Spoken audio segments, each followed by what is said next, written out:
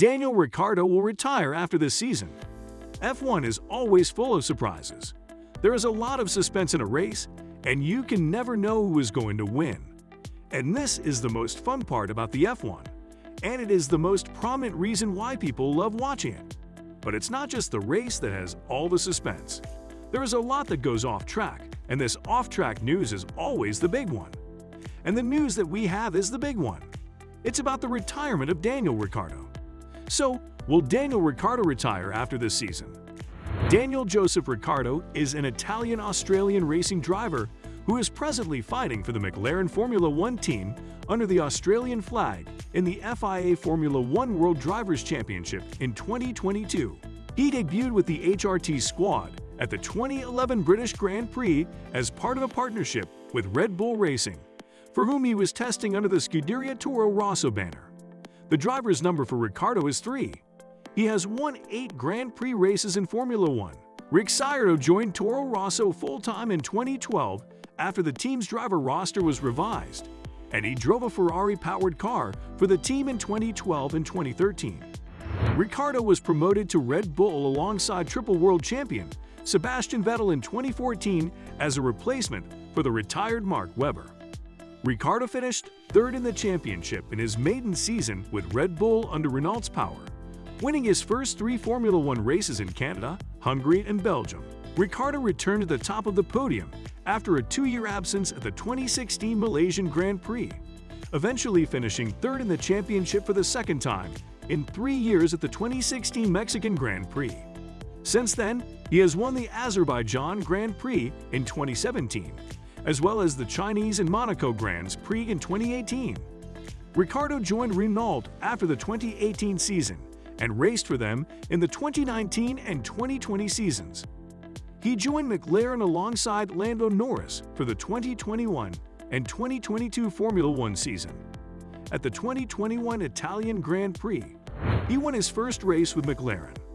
Ricciardo was named a member of the Order of Australia in the 2022 Australia Day Honours after the 2021 season. Ricciardo first drove a Formula One vehicle on the track when he participated in the Red Bull Racing Young Drivers Test at Circuito de Jerez from December 1 to 3, 2009. He set the quickest time of the test by over a second on the penultimate day of testing. This made him the sole driver to break the 1-17 barrier. Ricciardo may replace his 2010 World Series colleague Hartley as the team's test and backup driver, according to Red Bull Racing team manager Christian Horner. Ricciardo and Hartley were supposed to share test and reserve duties for Red Bull and sister team Scuderia Toro Rosso until the latter was dropped from the Red Bull Junior team. Ricciardo was signed by Red Bull Racing on June 30, 2011, to replace Narain Karthikeyan for the remainder of the 2011 season, with the exception of the Indian Grand Prix, to allow Karthikeyan to race at his home Grand Prix. At the 2011 British Grand Prix at Silverstone, Ricciardo made his Grand Prix debut.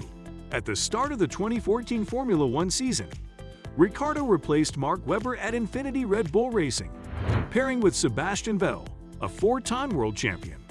Ricciardo started second behind Lewis Hamilton in the first race of the season, the Australian Grand Prix, and finished second under pressure from rookie Kevin Magnussen in the final laps. Ricciardo was later disqualified because his car surpassed the required hourly fuel flow rate restriction. It would have been the first time an Australian had finished on the podium at the Australian Grand Prix since the race was added to the World Championship. Ricciardo signed a contract with Renault for 2019 and 2020, which was revealed on August 3, 2018. Ricciardo's teammate for the 2019 season was Nico Hülkenberg. Ricciardo had a dismal start to the season, retiring in both races due to front-wing damage in Australia and power failure in Bahrain. Following that, a 7th-place result in China. Ricciardo crashed into Daniel Ricciardo in Azerbaijan when both cars stopped after Ricciardo attempted to overtake, resulting in race-ending damage for both drivers and Ricciardo's third retirement in 4 races. 6 race wins followed, including a good 4th position in qualifying and a 6th-place finish in Canada.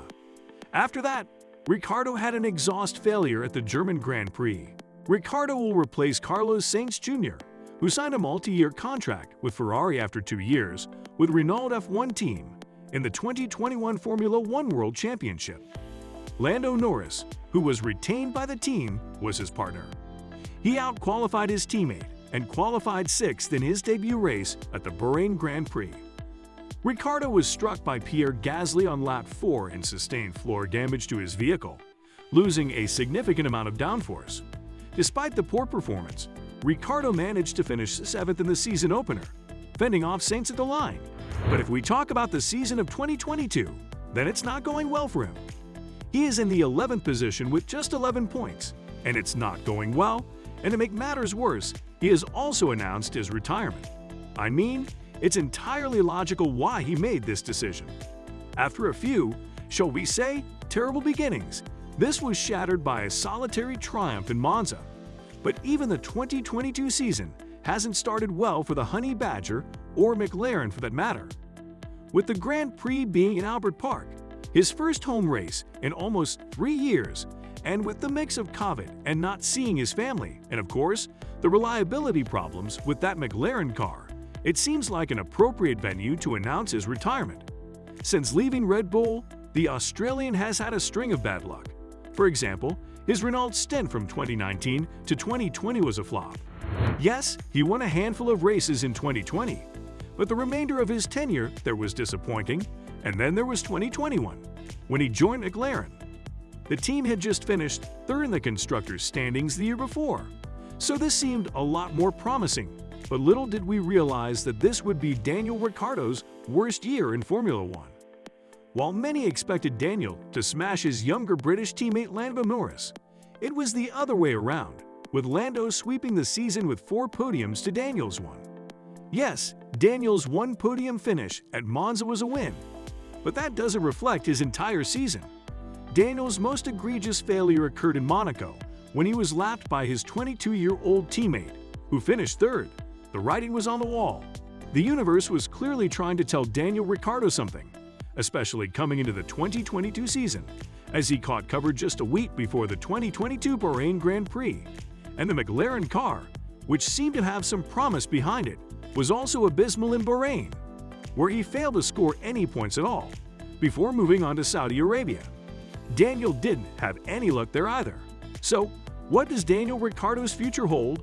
Unlike many other retired Formula One drivers who transferred to other championships, he has stated that he does not intend to compete in any other racing series, such as IndyCar or the World Endurance Championship.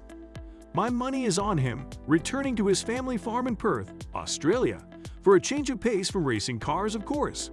Now the question is who will take his place.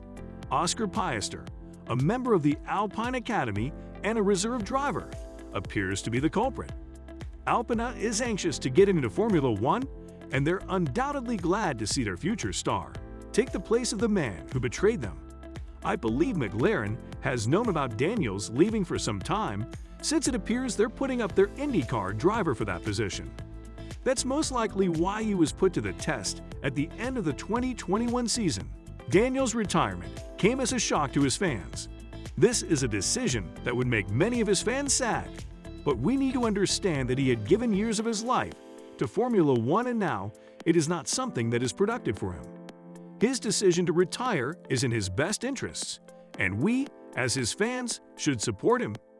This was all for today. Do let us know what your thoughts are about his retirement. In the comments, we will see you in the next one. Until then, bye-bye.